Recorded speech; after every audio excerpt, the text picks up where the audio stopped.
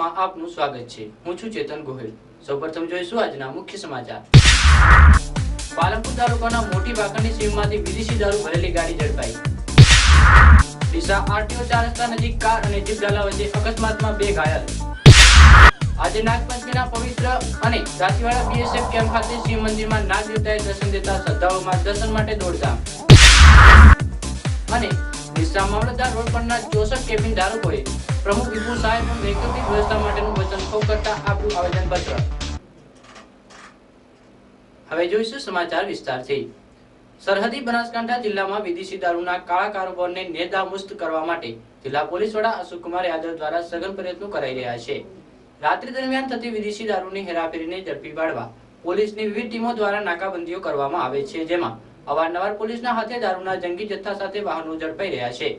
જે વચ્ચે શનિવારે રાત્રિના સમયે પાલનપુર તાલુકાના મોટી ભાખરની સીમમાંથી વિદેશી દારૂ ભરીને પસાર થઈ રહેલી એક સ્કોર્પિયો ગાડી સાથે એક શખ્સ પોલીસની ઝપેટે આવી જવા પામ્યો હતો। શનિવારે રાત્રિના સમયે મોટી ભાખર નજીકથી વિદેશી દારૂ ભરેલી ગાડી પસાર થવાની હોવાની બાતમીના આધારે આ ગાડીને ઝડપી પાડવા પાલનપુર એલસીબી, એસઓજી અને તાલુકા પોલીસની ટીમે રાત્રિના સમયે મોટી ભાખર ગામ નજીક નાકાબંધી ગોઠવી હતી।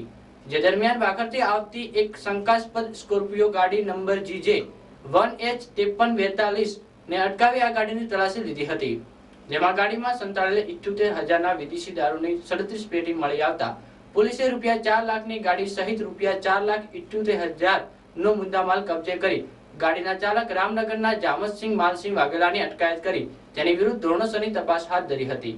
આમ બાતમીના આધારે રાત્રિ સમયે નાકાબંધી દરમિયાન વિદેશી દારૂ ભરેલી ગાડી સાથે દારૂની હેરાફેરી કરતો એક શખ્સ પોલીસના હાથે લાગી જતા વિદેશી દારૂનો કાળો કારોબાર કરતા તત્વોમાં ભારે ફફડાટ વ્યાપી જવા પામ્યો હતો।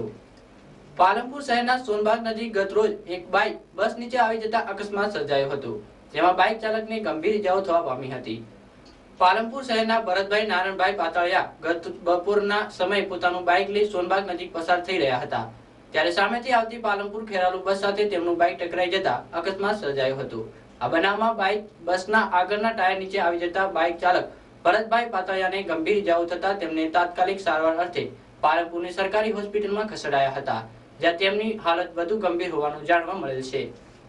પાલનપુર તાલુકાના કાણોદર ગામે સગીરાની છેડછાડ બાબતે ઠપકો આપવા મામલે ઉશ્કેરાયેલા શખ્સે માતા પુત્રી ઉપર લોખંડની પાઇપ વડે હુમલો કરી તેને ગંભીર રીતે ઘાયલ કરતા ભારે ચકચાર મચી જવા પામી છે।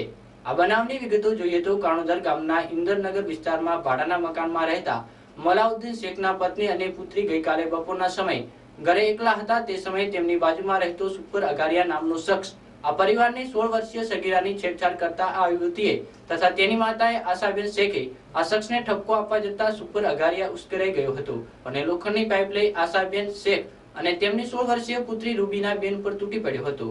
જો કે આ મારામારીના બનાવમાં ગંભીર રીતે ઘાયલ માતા પુત્રી બેભાન થઈ જમીન પર ઢળી પડતા આજુબાજુના લોકો દોડી આવ્યા હતા અને ઇજાગ્રસ્ત માતા પુત્રીને તાત્કાલિક સારવાર અર્થે પાલનપુરની સરકારી હોસ્પિટલમાં ખસેડાયા હતા, જ્યાં રૂબીનાની હાલત ગંભીર જણાતા તેને વધુ સારવાર અર્થે મહેસાણાની લાયન્સ હોસ્પિટલમાં ખસેડાઈ હતી।